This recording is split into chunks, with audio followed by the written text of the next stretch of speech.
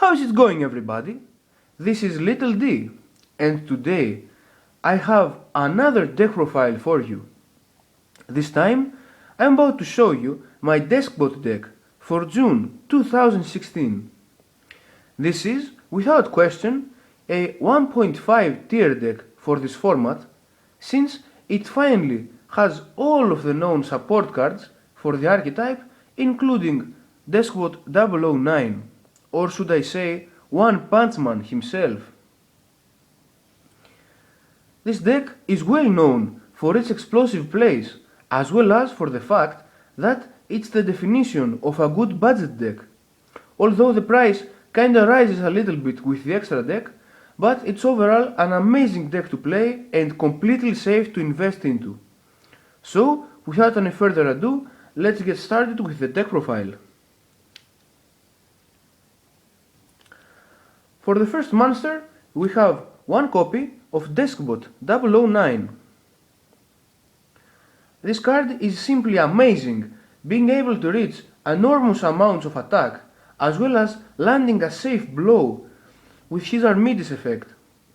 More than one is no good, since you kinda only need one to OTK, and you can search or special summon it from your deck at any time, so one is more than enough. For our pendulums, we have two copies of Deskbot 008 and two copies of Deskbot 007. Both have unique effects of their own, and I chose to play two of each just for the fact that they're a good combination of scales, which is very important in any pendulum deck. Next, we have two copies of Deskbot 006. Same thing with 007 and 008. There are two more scale of 1, but this card also has another effect that lets you recycle a Deskbot monster whenever he is popped from your scale, and you can use this effect for your own benefit. This next monster is probably the most important among all of your pendulums. I'm talking about Deskbot 005. This card not only has the most useful effect of them all, being able to pop a spell or trap card on anywhere on the field whenever he is summoned, which can be used for your own benefit, but he can also special summon another Deskbot monster from your graveyard whenever he is popped from your scale. And on top of that, he is your level 5 machine. That can only mean Cyber Dragon Infinity for you and a lot of trouble for your opponent. So without question, 3 copies of this card is the only option. For the rest of our Deskbot monsters, we have 3 copies of 004. This guy can get a lot of combos started, since he can summon 2 other Deskbot monsters from your hand or graveyard, but at the same time get over anything. Also, he is your nice level 4 machine, and 3 copies works really well for me. Next, we have 3 copies of 003. This is your heart and soul of the deck, since it allows you to summon another Deskbot from your deck when it is normal summoned, but it also lets you raise the attack of a Deskbot monster you control for 500 points times the number of Deskbot cards you control, including the field spell card. And since this effect can be used during the damage step, only a few things can stop it. And for his partner in crime, we have 3 copies of Deskbot 002. When this guy is special summoned, he can fetch you another Deskbot monster from your deck. Also, it boosts the attack of all other machine type monsters you control by 500 points. Keep in mind that his effect can be used multiple times per turn, and this card is pretty broken with machine duplication. And for the last of our Deskbots, we have one copy of 001. Pretty useful card, being a tuner and a potentially high attack monster, but I believe that one is more than enough. For the rest of our monsters, we have the one Gen X ally Birdman. This is a very flexible tuner that can give you some different combinations for synchro summoning, being level 3. If I could, I would play 2 copies of this card, but it's currently limited. And for our hand traps, we're playing 2 copies of Speedroid Menko. It stops you from getting OTK'd, and it can work really well with Birdman as well as with 004 for any rank 4 play. And lastly, we have double max C, because drawing extra cards is never bad for you. Moving on to the spells, we have 2 copies of our field spell card, Deskbot Base. This card has a very useful effect that resembles Cosmotown, which allows you to reveal any number of Deskbot cards from your hand, shuffle them in the deck, and then draw the same number of cards. It also gives a 500 boost to all Deskbot monsters, which kinda sucks because you can't play machine duplication at all. And that's the main reason I don't like this card at more than 2 copies. It also has a last effect that is pretty much the effect of Chaos Emperor Dragon, that shuffles all cards from your hand, from your opponent's hand, deck, from your opponent's hand, field and graveyard into the deck, at the cost of banishing 9 Deskbot monsters from your hand and or graveyard, from your field and your graveyard, I'm terribly sorry, but I personally have never managed to pull this effect off. Next, we have 3 copies of Machine Duplication. Pretty amazing card in this deck, since almost all of your Deskbot monsters are targets for it, and if you use it with 002, you have yourself a +3 condition, so that's pretty broken. We also play the 1 copy of Reasoning. Since we play all the different level of monsters from 1 to 9, it's pretty much impossible not to get a monster from this card. For the same reason, we have 1 copy of Transmodify.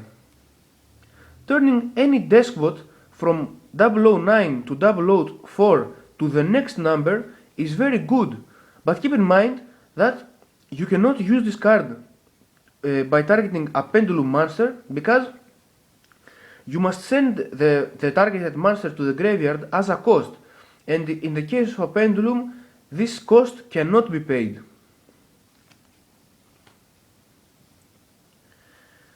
We also play the 1 Upstart Goblin.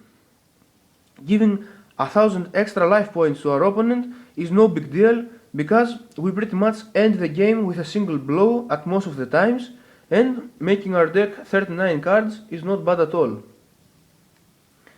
We also include 1 copy of Instant Fusion. We play both Norden and Panzer Dragon to help us with our Exist plays, so this card is really good.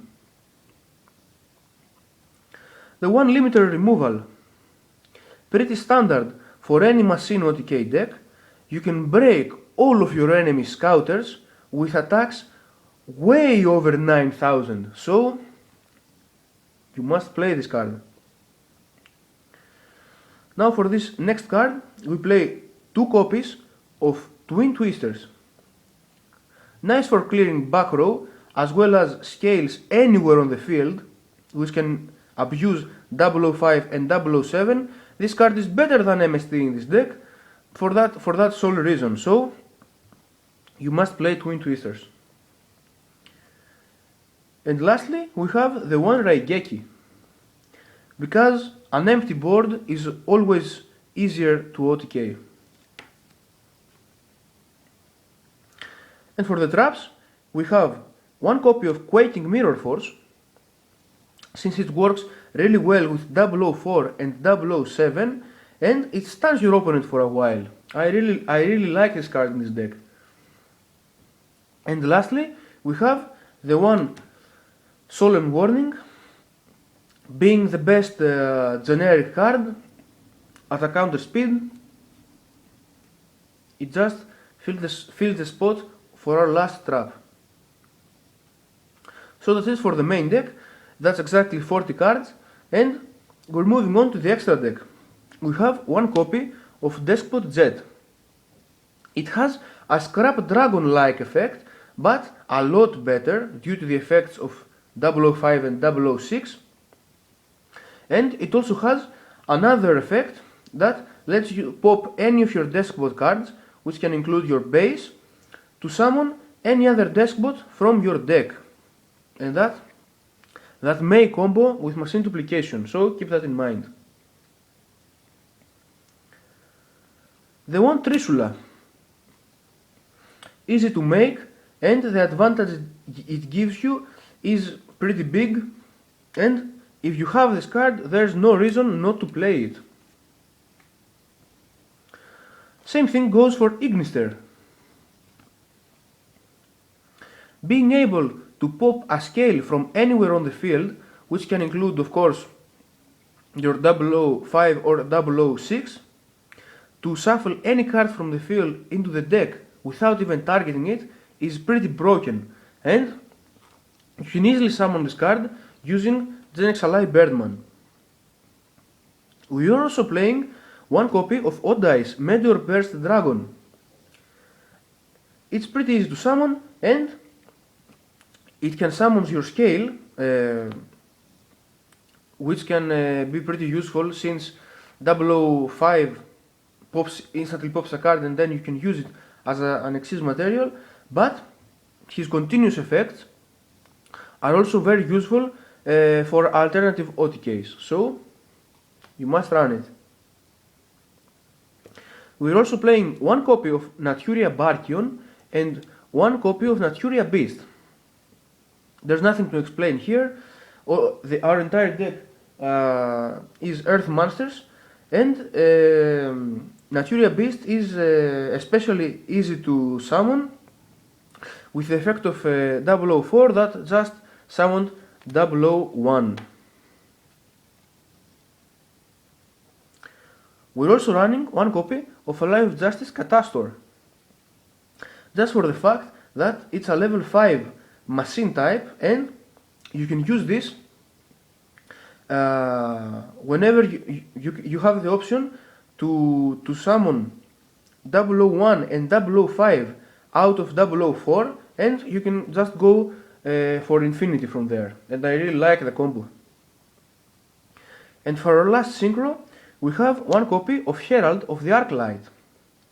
This guy is the best synchro to summon first turn. If you just have 003 and you don't want to waste your resources, you just summon 001 from your deck and put some pressure to your opponent, since this card can negate any card effect. And for our Xyz, we have one copy of Cyber Dragon Infinity and one copy of Cyber Dragon Nova. Pretty easy to summon, and the pressure it means for your opponent is very big. Keep in mind that if you just remove Infinity and Trisula, or maybe just Max C from your deck, you have yourself a deck that's under 30 pounds, so that's the definition of budget. And for our last rank 5, we're playing the one Shark Fortress, just for the fact that it can really help you OTK, an option you don't have with Infinity. And for our rank 4s, we have one Gear Gigant X and one Castel, the Sky Blaster Musketeer. So, the best generic rank 4 in the game, and your searcher card for any level 4 or lower machine type. There's pretty much nothing to explain here. And lastly, we have one copy of Panzer Dragon and one copy of Elder Entity Norden, to use for our instant fusion. So, that's it for this deck profile. Please be sure to tell me your opinion about it down in the comment section below, and please tell me whatever you would like to see next time. I would also like to thank all of you guys who spend a lot of your time commenting in my previous videos, and I really appreciate that. And don't forget to subscribe for more future content. This is Little D signing out.